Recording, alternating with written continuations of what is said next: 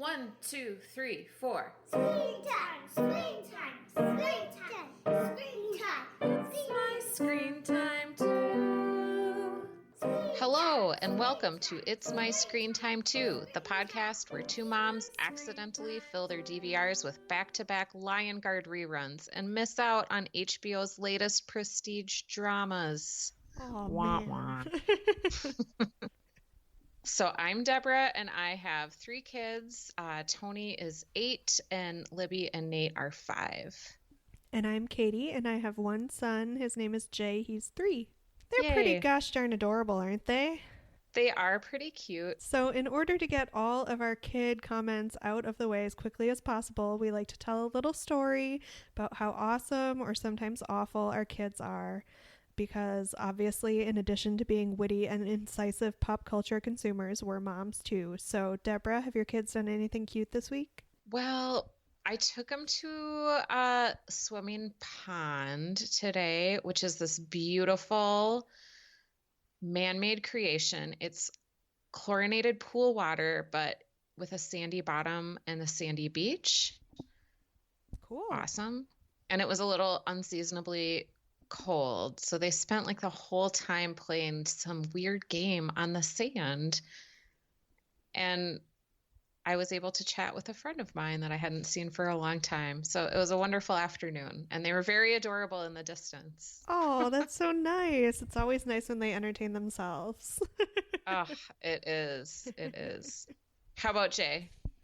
So it was Jay's birthday a couple weeks ago, but because we went to Disney, we didn't give him all of his presents. Okay. We've just kind of set some aside because, we have a fairly big family. I feel like once you get one present from everyone in the family, it's just like a crazy amount of presents, right? It is. Yeah, it totally is. So we had actually set aside the big ticket item that we had gotten him for his birthday, which was his first bike. So we settled on a balance bike, and we finally gave it to him. And because he's 3 years old and not like a little toddler, I got like a slightly bigger balance bike for older kids. But because he's so short, it still doesn't fit him. So you have to put the seat down lower than low, and the handlebars are almost up by his ears. It's just the cutest thing ever. And then he tries to shuffle forward with it like you do when you're starting on a balance bike, and it's like the bike is just going to overtake him. It's so big. So it's kind of a mom fail on my part, but he'll grow into it. He'll totally grow into it. Better than a too small bike, I think. Today, I have no segue into the movie we watched, White Fang on Netflix. Ooh. So it was released this summer in 2018. It's a Netflix original, but you may have heard of Jack London's famous 1906 novel upon which this is based. We picked it because we're au courant. We're always keeping our eye out for new kids' movies and shows on all of the streaming platforms, everything that we have available on our screens. And Katie, you read the book when you were a kid? So, yeah, I read it as a kid. It was one of the few books that my dad recommended. Okay. Because I feel like my mom was mostly in charge of the book recommendations growing up. But my dad definitely recommended this and Call of the Wild, Jack London's other dog-related book. And I remember really liking it. And of course, I watched the 1991 movie with Ethan Hawke. Did you watch that one? No, I never watched it. And when we decided to watch this, I thought that I had read White Fang, but turns out the story was totally new to me. I never read it. I remember reading Jack London's short story To Build a Fire. Oh. Did you ever read that? And I read it in junior high, I think 8th grade English. Oh, and it okay. really made a big impression on me because it's a brutal story. Really? So I just had the title mixed up. So this was brand new. That's awesome. Yeah. Well, I can't wait to hear what you thought about it. That actually segues nicely into my first comment about the movie, which is, what the F is the plot of this movie? Because I know I read the book as a kid, and I watched the 1991 movie quite a few times because a young Ethan Hawke is pretty adorable. Mm-hmm. And I was like the perfect age. Um, but I had no memory of this being the plot. Like, my head had totally supplanted the actual plot of the novel with the plot of the 1991 movie, which really isn't. It doesn't really have anything to do with the actual plot of the book. So when Okay. I watched the movie, I thought, this isn't, they must have just added all this stuff. This doesn't resemble the book at all. So I had to go back and like Wikipedia the plot of the book. And it turns out that this animated movie is way closer to the book than the movie that I was remembering. Oh, sure. I wasn't sure. Yes, having not read it at all, I was not sure. But I thought it was a good plot. I mean, Jack London, he's a classic American writer. Yeah, he gives you all those good feelings about the country where you live. Like he's one of those like frontier writers, like Manifest Destiny type writers. It kind of gives similar vibes to like a Little House on the Prairie. Although his stories are much like they come later, Mm-hmm. right? And they're more to do with like the North, like Alaska. Like this one takes Right. place in Alaska. Um, I guess, do you want to take a shot at just summarizing really quick what happened?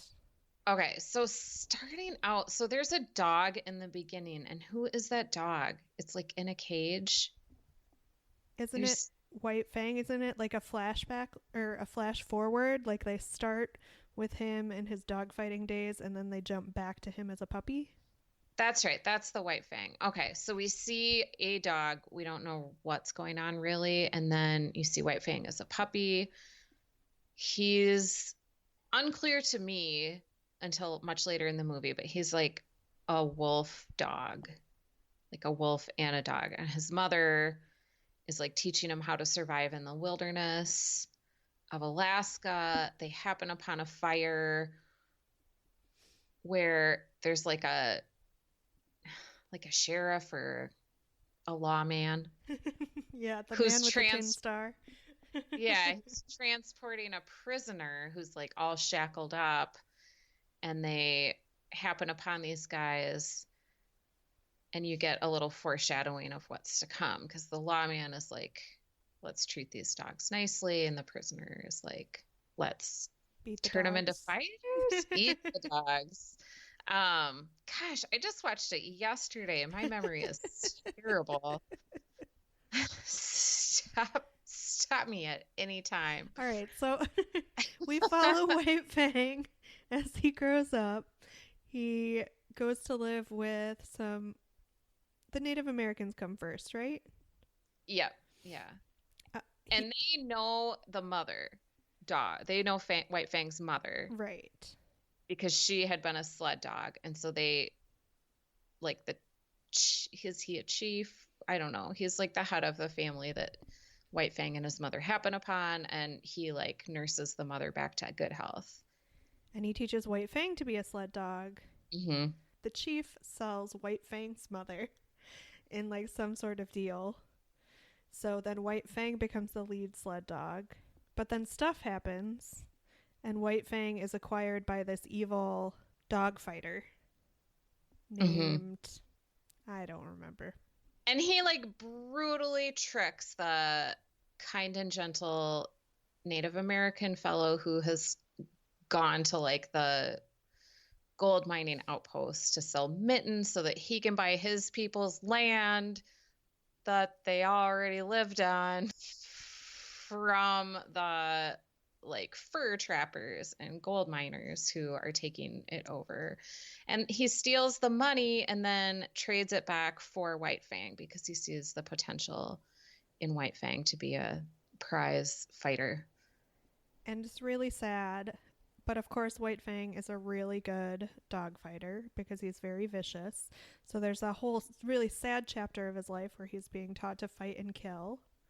Mm-hmm. And then there's this big dog fight where White Fang fights two dogs at once. He gets his butt kicked. And then our old friend the Marshal, with his tin star, comes in and stops the fight and takes White Fang home and teaches him to be a good family dog. Yeah, and mostly it's his wife who's like a really a Ma Ingalls type of frontierswoman woman who sees the good in White Fang and like teaches him not to kill the chickens.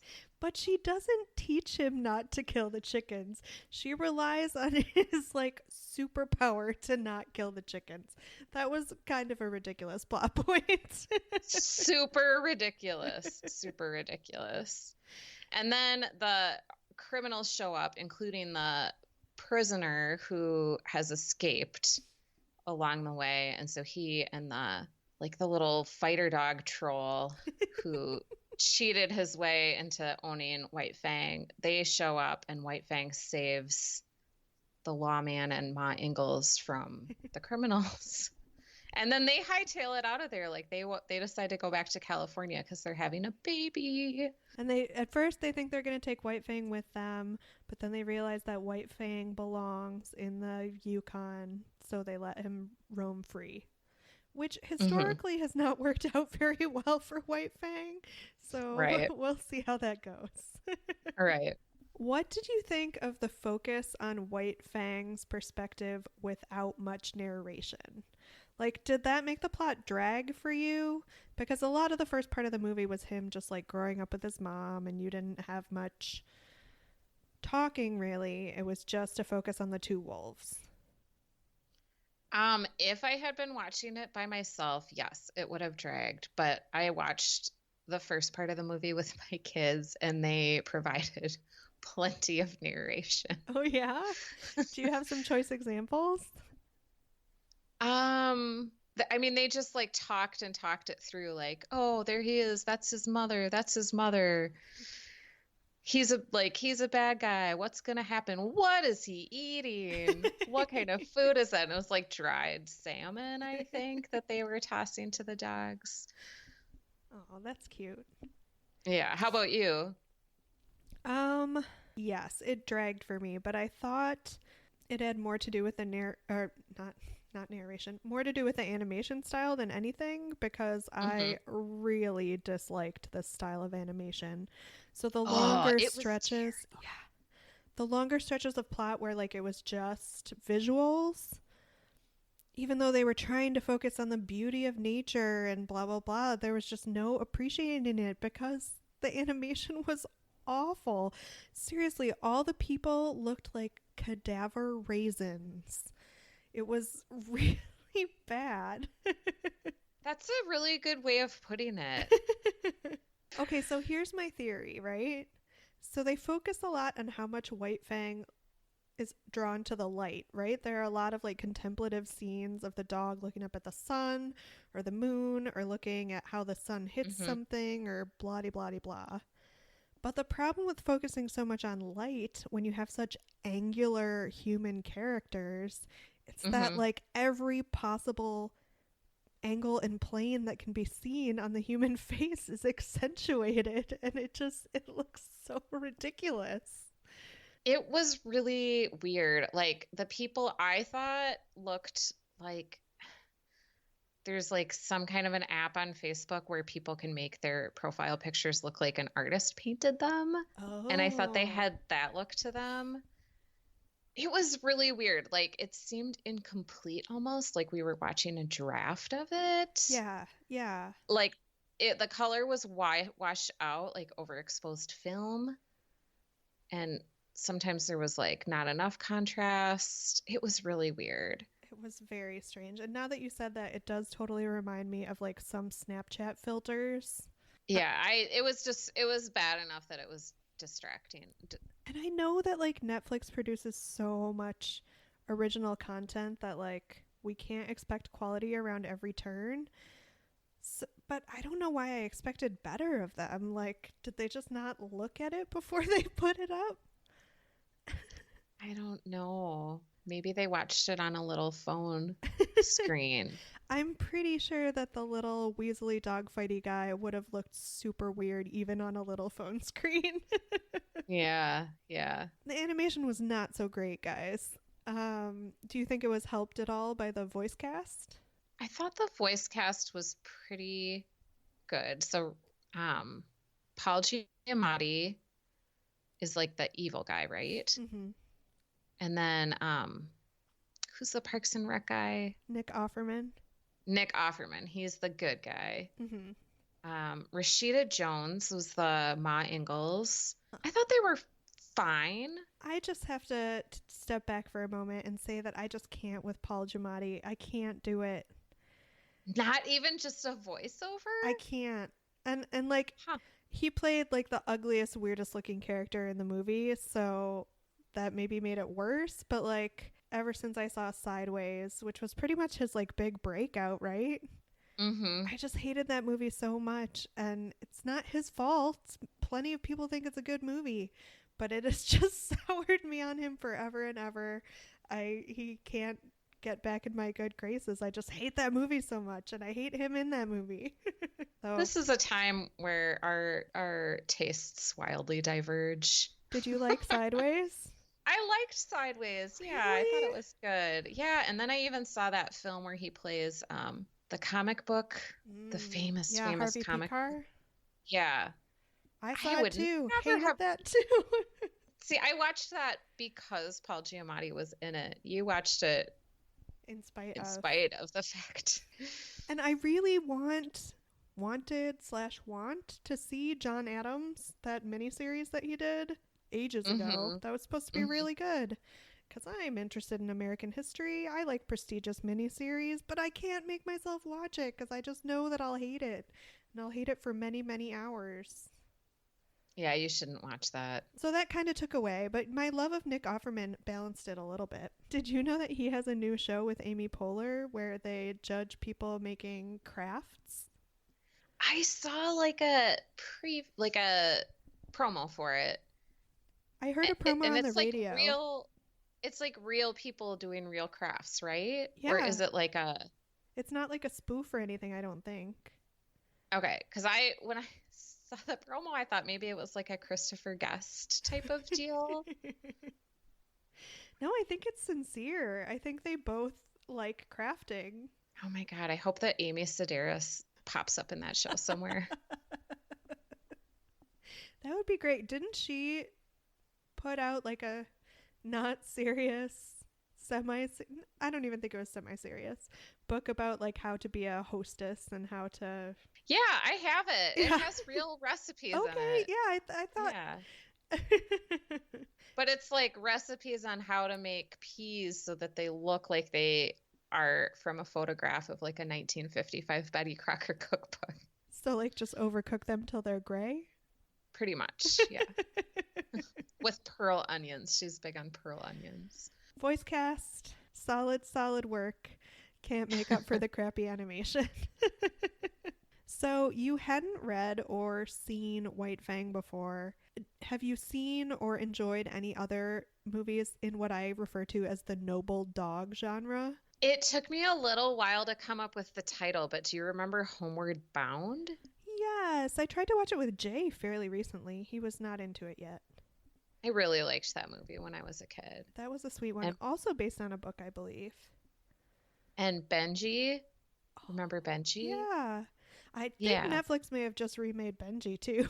So I really liked those movies when I was a kid. They're not something that I've ever sought out as an adult, though. How about you? I agree. I don't know. I spent a long time as a kid really wanting a dog. So I think Mhm. that the noble dog genre is very appealing when you're young because it kind of hits that sweet spot. Right. What did you think about the sort of like the frontier mythology of it?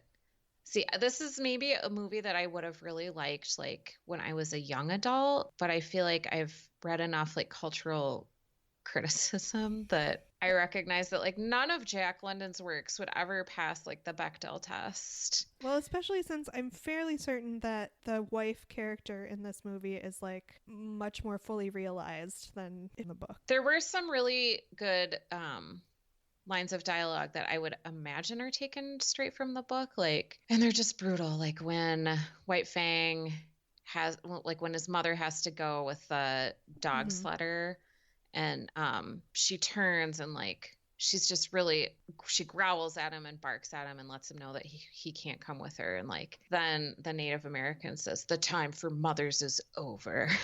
That was heartbreaking. I definitely missed it up at that moment. All of that like mother-son separation was a little bit too much for me.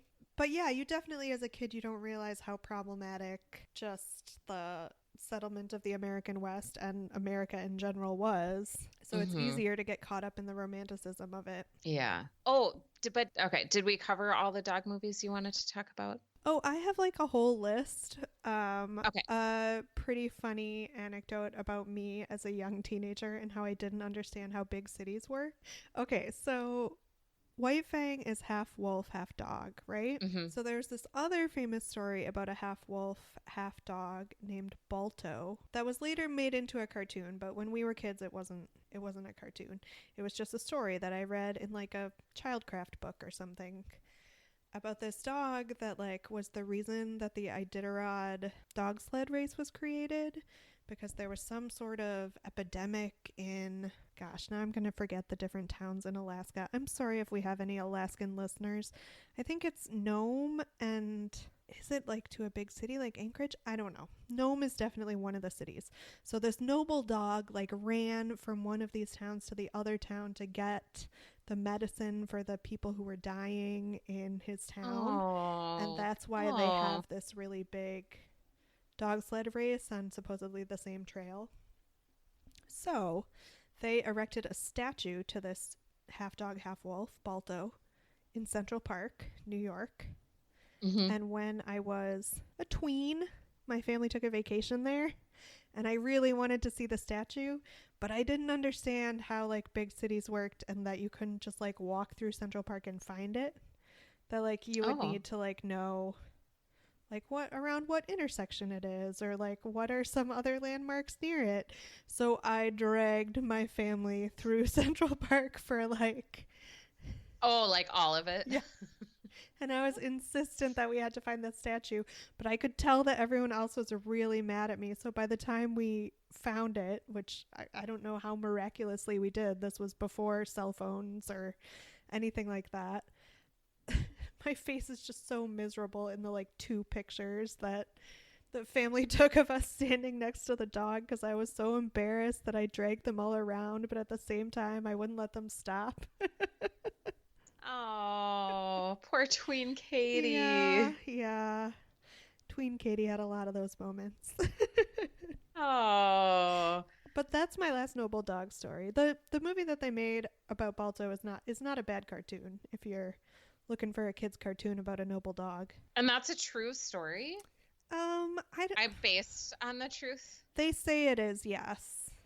Yeah, that's incredible. I did not know anything about Balto. So if you're ever in Central Park, look it up before you go. Find it.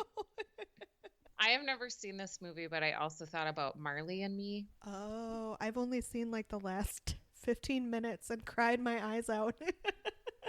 That's a noble story, right? Yeah. Isn't he a noble dog in that? Yeah. Well, I think the point is that because like I said, I only saw the last 15 minutes, but like he's not a very good dog, but he's that family's dog, so they love him. Oh, okay. Okay. So when eventually, spoiler, they have to put him down, it's very sad. That's like Old Yeller. Oh, did you read Where the Red Fern Grows when you were a kid? Oh my God. Yeah. Yes. Yes. Yes. I think that was my first public ugly cry book. I think that was the first time I realized that I really like reading books that make me cry. Once upon a time I did. Now I can't. I do not want to cry. Oh. Unexpectedly things will make me cry, but I do not seek them out anymore. Sure. I like to bottle up all my feelings And then get them out in a rush. and then read something unrelated to my life, and then that's the time that I feel all my feelings. Oh, that's great. That sounds super Yeah. healthy. So did you compare White Fang to any adult movies or TV shows? Well, so it had a bit of a, I mean, I wasn't sure what to go with, like just the dog angle or like the sort of Goldilocks feel to it. Like, this home isn't right for me. This home isn't right for me because the people are too mean. This home isn't right for me because the people are too domesticated. So I went with that Will Smith vehicle, I Am Legend, where he has the pal who's a German Shepherd. Oh, the zombie one? Yeah.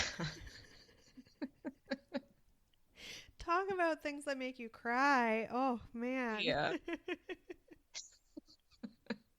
That's rough. Yeah, but oh man, I love Will Smith. He's so great. Hey, I just read today that he is going to play the genie in the remake of Disney's Aladdin. Oh, that's really good. Yeah, it'll be an I would interesting I would take. watch that.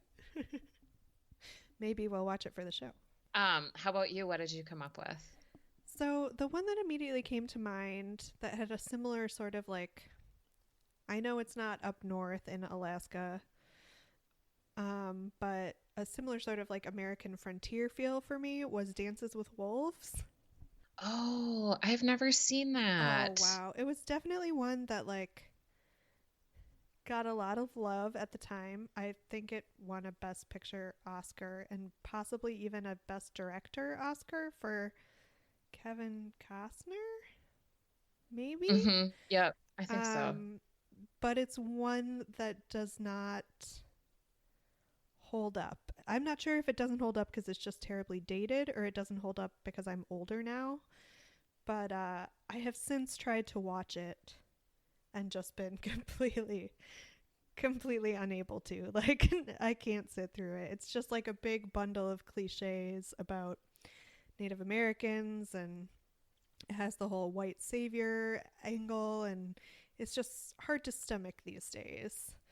Okay. But it's much more successful than this movie White Fang was because it's a live action movie at like showing you the stunning beauty of the American West before it was tamed. Mm-hmm. And of course, there are scenes where Kevin Costner bonds with a wolf, so that's the obvious connection. But yeah, I can't recommend it, unfortunately. That's good to know. I won't. It's a really long movie. I think that's why I've Yeah. never watched it. Did you cast the gritty HBO reboot? Okay, so I think we could do a live action version with pretty much the same voice cast, or at least those same three headliners. But I would just, in addition to wanting it to be live action so it could be prettier and not look at all like it looked, we could also make it bloodier.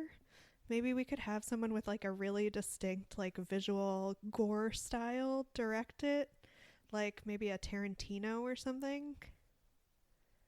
Yeah. Ooh, I like that. Yeah. Have it be more like the Leonardo DiCaprio movie. Which I have not seen, The Revenant, but yeah, I know where you're Yeah. going. Yeah. That's a good idea. A little more R-rated. Yeah. Yeah, more true to Jack London's original vision, probably. Maybe if I could remember what that was. How about you? Okay, well, I went in a different direction and I would recast White Fang with Grumpy Cat. And I would make it more of I would focus more on the Goldilocks, I need to find the right place for me to live angle. And I would just have Grumpy Cat like move in with different pop stars. Like, I'd like to see how Justin Bieber takes care of a Grumpy Cat. Oh my gosh. Like, I would like to see how maybe a Miley Cyrus takes care of a Grumpy Cat. Yeah, I would like to see how like Andre 3000 takes care of a Grumpy Cat. And then I think eventually Grumpy Cat will land somewhere where Grumpy Cat has the perfect, like, released into the wild moment, which for Grumpy Cat is probably just like a mansion where he can be by himself. So, was it better when we were kids? We talked about a lot of dog movies already, but remember Lassie reruns on Nickelodeon? Yes. I don't know that it gets better than Lassie. I know, that just tugs at the heartstrings in exactly the right way. Ugh, the theme song. So good. What is it, girl? What is it, girl? And I think even that 1991 White Fang movie was so good. You should, if you don't go back and watch Dances with Wolves, but go back and watch that movie. I'm curious to go back and watch it to see if it's any good, but I remember it just being the most awesome thing, and it's got to be better than this weirdo animated thing that Netflix just put out. I think I'll try to watch that with Libby. My daughter Libby, she really liked White Fang. Like, we watched half of it one day, me and all three kids, and then today when we were going to finish it, the boys didn't really want anything to do with it. That's funny. It seems like such a stereotypical boy book. Maybe that's because I go back to the fact that my dad recommended it to me. Oh, if you're going to guess at all, of course, yeah, it's for sure gendered. Yeah, sorry to generalize male. like that. No, I would do the same thing. But Libby really loves animals, so. And her favorite character was the lynx. Wow. that nearly kills White Fang's mother. They need to do one of those like turnabout books that were really that are really popular with some. You know, like they did Longborn, which was like the turnabout of Pride and Prejudice, where it's from the servant's perspective, or oh yeah, or The Wind Done Gone. Yes. Yeah. So they need to do it from the perspective of the lynx. But yeah, definitely watch that 1991 movie with her. The focus is much more on the relationship between White Fang and this young boy who is, I guess, like a completely fabricated character that wasn't in the book at all. But go ahead and see if a young Ethan Hawke is still dreamy. I will. So, would you ever watch this alone voluntarily? No, the animation was just the stuff of nightmares.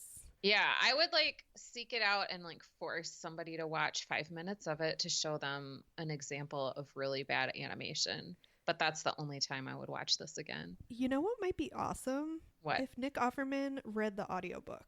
Oh, that would be good. Yeah. I think that would be great. Nick, if you're listening, definitely do that. Or Mr. Offerman, if you prefer. So we kind of already covered this, but should we do 10 seconds on whether this is good for our kids? Sure. I did think for my kids who are easily scared, some of the scenes were a little brutal. And it's not that there's a lot of violence on screen, but there's a lot of tension and you know what's coming. And I think if you have like a sensitive viewer, it might be a little scary. Otherwise, it's a fine story. Yeah, it's heartwarming in the end. Mm-hmm. I thought too, some of those scenes, even in the beginning with just White Fang and his mother, there were so many like almost moments where one or both of them was hurt, just because it's trying to establish like the perils of living in the wild as an animal, which makes sense. But I watched most of that beginning part of the movie with Jay, and he definitely got a little scared. Like when White Fang would be separated from his mother, he was really concerned and stuff like that. Ratings? I would give it a 3.5. Generous. How about you? I would go for maybe a 2.5. I mean, I like the story once I remembered it, but I just couldn't get past the look of the thing. Yeah, this is a tough one to rate because like it's like part of the American literature canon, but we're not judging that. We're judging the movie. I don't know. Paul Giamatti doesn't bother me that much, so I'll stand by my 3.5. But he didn't bother you even with his weird character design? I mean, he was like a little ogre. I don't think he drew it. No, I know. I'm not blaming him. I'm just saying the combination of the way they made his character look and knowing it was his voice. Just, yeah, I can't. Sorry. Have you, speaking of, this is like a total departure. Speaking of prestige television that gets recorded over for our kids' cartoons, have you ever watched his show with, gosh, now I'm going to forget the other guy's name. His show with the guy from Homeland that he does on Showtime called Billions. Oh, no, but because we don't have Showtime, but I really like Brody. Yeah. Gosh, what is his name? It's Damian. Is it Damian Lewis? I think that's it. That is one that I would like to watch someday. It looks good. We made it through a big chunk of the first season, and it was really only my aversion to Paul Giamatti that made me stop watching it. Oh, wow. It was pretty good. I think Damian Lewis is so good at doing an American accent. Like, he does the best American accent out there. Where is he from? He's English. Oh, I did not know that. Yeah. Wow. And yet he plays all these great American characters. Well, whatever. It's worth a watch. I think I heard it got even better in the second season, and I'm sad that I just can't watch it, but but someday perhaps it's worth checking out at your library. Do libraries still get like new TV seasons on DVD? I think so, yeah. Okay. Yeah. Good. I'm glad they still do. Yeah. At the Family Video store in Worthington, Minnesota, you can get like all the Showtime That's awesome. dramas on DVD. Yeah. I love that they're still up and running Mm-hmm. after like the last Blockbuster has closed. Actually, they may have closed at the time of this recording. But Oh, the last time I was in town, I could not believe the selection of Showtime dramas available. so that was kind of a tangent, guys. Any other thoughts on White Fang? I think we covered it. Okay. Well, thanks for listening to this episode of It's My Screen Time Too. Please rate and review us on Apple Podcasts or wherever you get your podcasts. You can find us on Facebook to continue the conversation at facebook.com/myscreentime2. That's also where you'll find out what we're covering in our next episode if you want to watch along with us. You can tweet us with show or movie suggestions or general comments at myscreentime2, or you can email us at myscreentime2@gmail.com. Our theme music was composed and performed by Deborah and her adorable children, and our podcast is produced by me, Katie. Tune in next time for more real talk about the movies and TV beloved by kids and tolerated by parents. Bye!